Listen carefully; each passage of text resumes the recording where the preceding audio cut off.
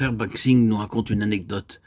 Il y a bien des années, nous avions fait une réunion en plein air. Puis, nous sommes allés à l'hôtel pour prendre une tasse de thé.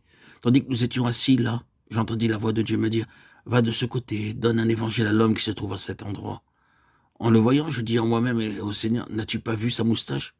J'étais en effet absolument certain qu'il allait refuser d'entendre l'évangile parce qu'il portait une telle moustache.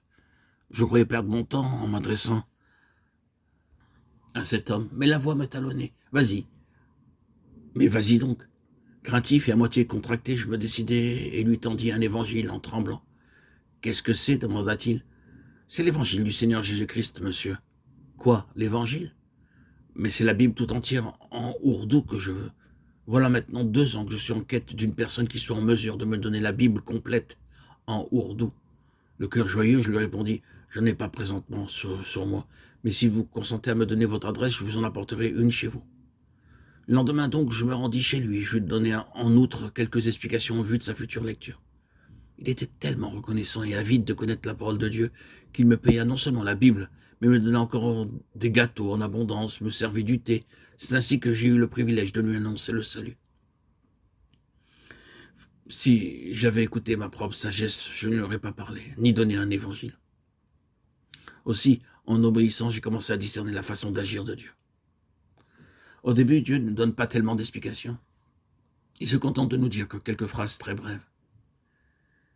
Mais par notre obéissance progressive et en accomplissant pas à pas sa volonté, il nous dira bien davantage. Ne vous attendez pas à un long message quand Dieu vous parle, obéissez-lui simplement au gré de ce qu'il dit. Lorsque Saül obéit à la voix et qu'il se rendit à Damas, Dieu avait déjà préparé à son insu un autre serviteur qui devait le rencontrer. Ananias se présenta à Saül et se mit à lui parler. Or, un homme nommé Ananias, homme pieux selon la loi, et de qui tous les Juifs demeurant à Damas rendaient un bon témoignage, vint se présenter à moi. Acte 22, 12. Apparemment, c'était Ananias qui parlait à Saül, mais en réalité, il s'agissait de la voix de Dieu, selon Acte 9, 10 à 15. Ananias a d'abord refusé de se rendre auprès de Saül, mais Dieu l'avait préparé pour cette tâche, quoique Saül ne sache point comment. Lorsqu'Ananias arriva auprès de Saül, il lui transmit le message divin, car il ne s'agissait pas des paroles d'Ananias, mais de celles du Seigneur Jésus-Christ, qui s'adressait à Saül. Et ainsi Saül fut désormais Paul.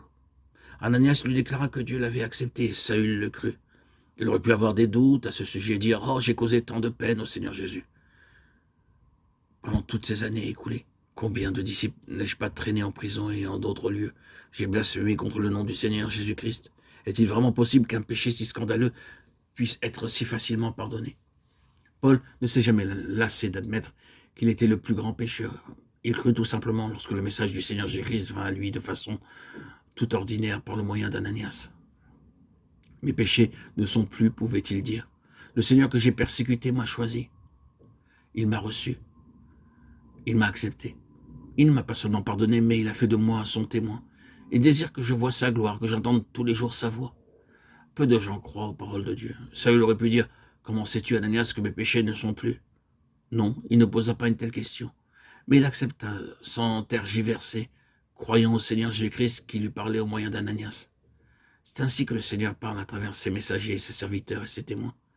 Vous pouvez reconnaître par le biais de votre conscience que les paroles dites par quelqu'un en un lieu donné n'ont pas été des paroles ordinaires.